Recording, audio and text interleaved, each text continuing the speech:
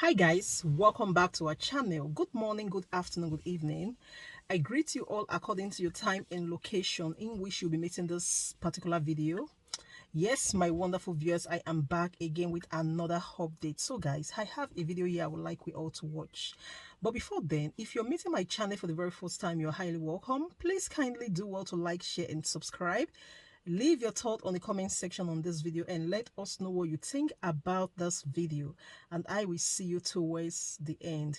Tonight, I'm being joined by a lawyer and one of the spokespersons of the Labour Party presidential campaign, Mr. Dele Farutimi. He joins us live here in our Abuja studio. Thank you so much, Mr. Farutimi, for joining us. Thank you very much for having me. Thank you so much indeed. Except to say I'm not a lawyer again, because it's important that distinction be made clear. You are not a lawyer again? I am retired.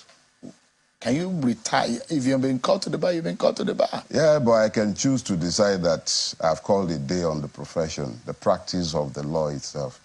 I've called it a day. Did that 5 years ago, and I'm done. That's Why? that. Why so? Multiple reasons, but the key one being the fact that I'd always desired to leave the practice of law after a point, but the fact that it has become increasingly possible to practice law in a lawless environment, it was very easy to say bye-bye. But that predated, let me be clear, it wasn't like Nigeria became like this overnight. It was like this since I was born. So I had already made it clear to myself that once I got to a point in my life, I was going to say goodbye to earning a living, saying my Lord and your worship to people I know are not in any way fitting or deserving to be called those names. I know that I live in a country that is ruled essentially by impunity and not law. So whilst I could play that game of practicing law until a point in my life, I understood clearly that after 50, the life is essentially over, really. You can't keep living to earn a living after 50. So I told myself since I was in the university, and all my friends who are in university with me will tell you, I told them back then, once I turned 50, I was leaving. So it's not just the fact that the judiciary or the legal system is, at best, a sham. That's not just the reason. I had a personal desire to leave by the time I turned 50, and it helped to say bye-bye. So in some way, you lost hope in the judicial process. I never had any hope in the judiciary at any point. Why? So why do you bow then before the temple of justice? Hold on. It is one thing to read law to earn a living, to read law so that you also know what the law says, or to read law in the delusion that you might get justice out of a judicial system that is not designed to deliver justice. So I'm not suggesting that there aren't instances where you can extract justice out of the system. You would have episodic periods when justice will be delivered, either because the judex himself has a conscience, or because you were fortunate to have all the evidence stacked in your favor and impossible for anyone to twist the outcome. But the reality is that the judiciary is hardly the last hope of the common man in our country. We must be bold enough to tell ourselves this truth. How bad are things? Horrible. Our judiciary is no different from our custom or our police or any other part of the Nigerian state. Why should we be surprised that the judiciary reflects us? It is us. We are the ones who are there. So it is either we are good enough as a people to do justice to ourselves, or we are not. So we should at least tell ourselves these home truths. The judiciary is not staffed by people from Ghana, Togo, Lome, or anywhere else. They are Nigerians like me and you, bowing to the same pressure, knowing the truths that me and you know, that we sometimes find difficult to express for several reasons. Not only fear. How so? Why do you think things get so bad? I mean, there are other climes where even in the UK, in the US, you make there are extrapolation about how bad things are within their judiciary also. Yeah. But I mean, why do you think things in Nigeria, especially in the judiciary, are differently horrible like you've described it? No. I didn't say especially. See, our situation is Nigerians like me and you, bowing to the same pressure, knowing the truths that me and you know, that we sometimes find difficult to express for several reasons. Not only fear. How so? Why do you think things get so bad? I mean, there are other climes where even in the UK, in the US, you you make there are extrapolation about how bad things are within their judiciary also.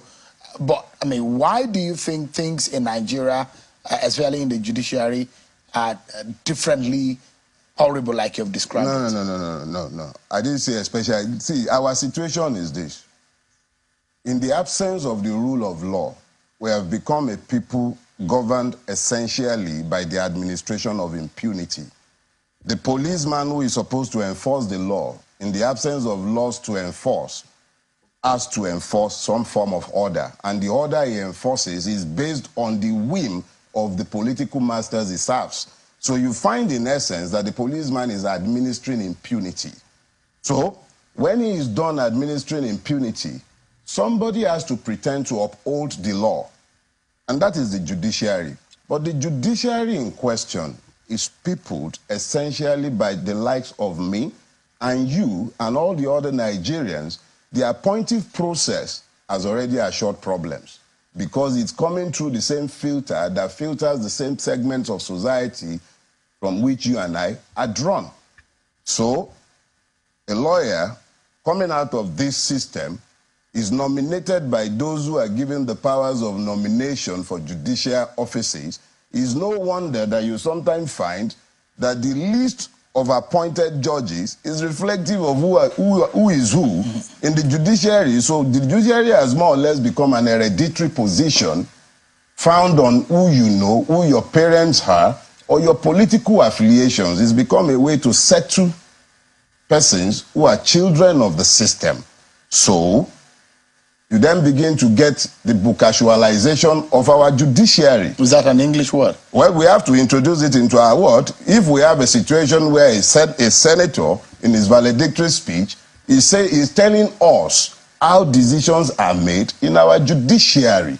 And the man's name happens to be Bukachua, so we might as well attribute it to him. The woman, the Honorable Justice Bukachua, had denied. She can deny anything she cares to deny, as much as she cares to deny it. But when I'm sat in this country and I am seeing obscene, bizarre decisions of courts that have no bearing on common sense, and it is normalized as coming from hallowed chambers, and I'm supposed to find some level of explanation so that I might rationalize the insanity that has become normal in my space.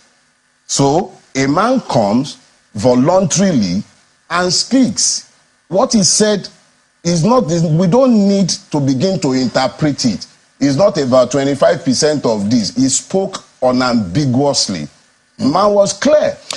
Let's speak about the explanation of INEC vis-a-vis also what the EU had said. And I mean, you watched the edition of the program.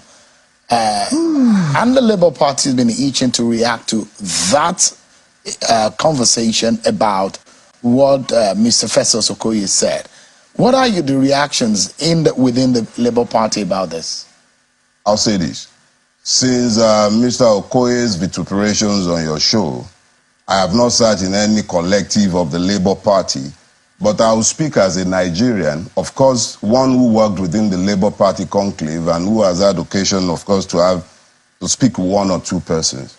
I wasn't in any way, shape, or form surprised by Mr. Festus Okoye's vituperations in your chambers. Would you call it vituperations? They are vituperations because they have his own explanation. No, they are vituperations. Vituperations are essentially outflows that do not flow from common sense. And that is what the gentleman did in your chambers here. Let me be very clear. INEC is a public body established by law, bound to work according to the law. It advertised its guidelines. It told the world what the guidelines were going to be. The taste of the pudding is in the eating. The reality is that for a long time, the electoral processes had been abandoned by Nigerians because they lack trust and confidence in the process. So the advertisement of beavers, the IRF and everything, they were quite vociferous in explaining to Nigerians and reassuring us of what would happen with the system.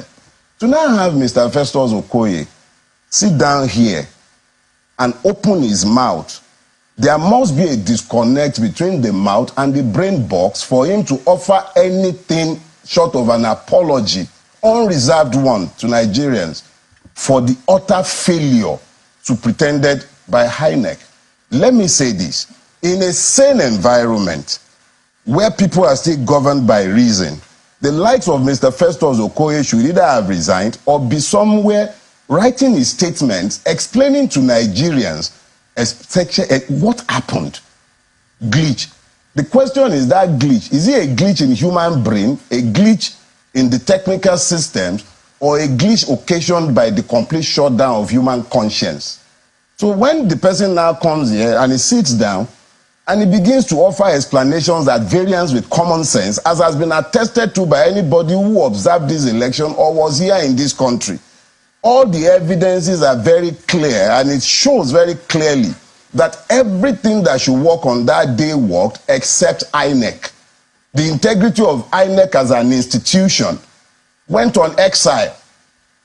So if a person who is now purporting to speak on behalf of such an organization is so lacking in shame that he will sit down here and even things that shouldn't issue forth for, I'm no longer practicing, and I'm restrained in speaking to the case that is before the court. So I like us to stay away from the personality of Mr. It's not about so that we can just say about let's say on the issue. And I'd like to take you on some of the things he said to us, that is the explanation of the commission, that the commission within its capacity did its best. And let's look at it first and foremost. One of the things INEC promised was the beavers.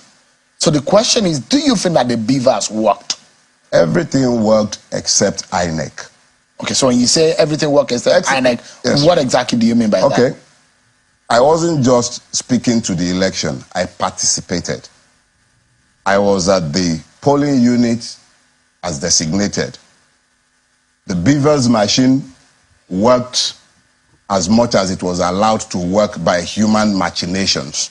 Because at my own polling booth, the first said, oh, some alphabets were not working, so they couldn't accredit those on time. We later realized that it was designed to frustrate some people into leaving.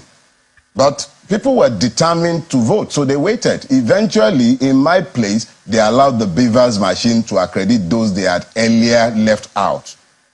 Voting did not end in my polling unit until about 8:40 something in the evening, and they did not finish counting until about 1:42 or 1:43 a.m.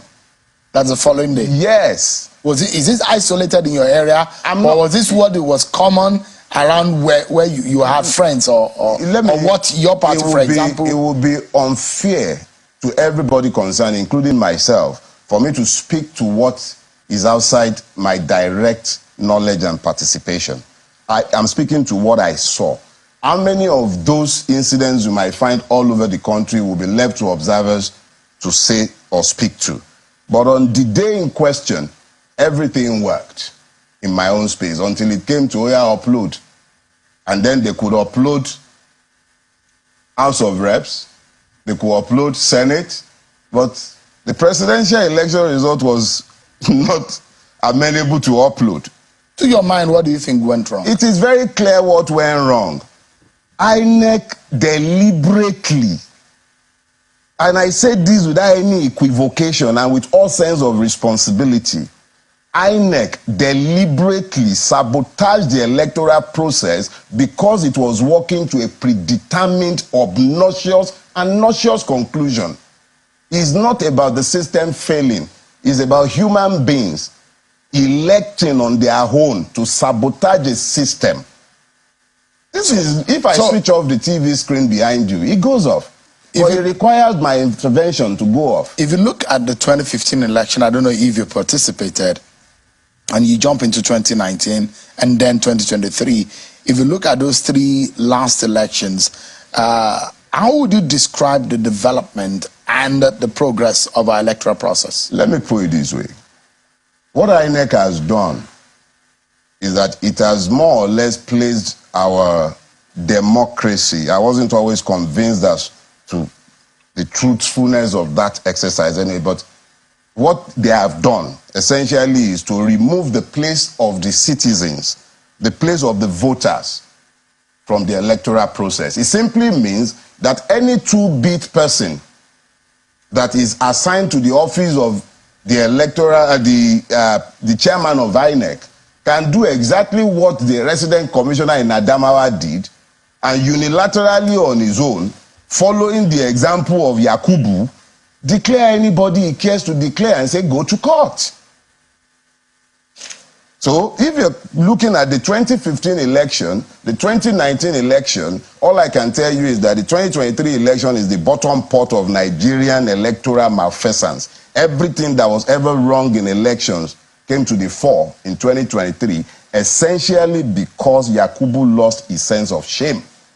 So when you are personalizing it, it's not personalizing. I'm sorry, Shem, I need to clear this. Yeah, because you are mentioning. I have to mention him, and it's just one person in that head. He is the head. So what would you like him to? Is rotten. You think he's the to blame?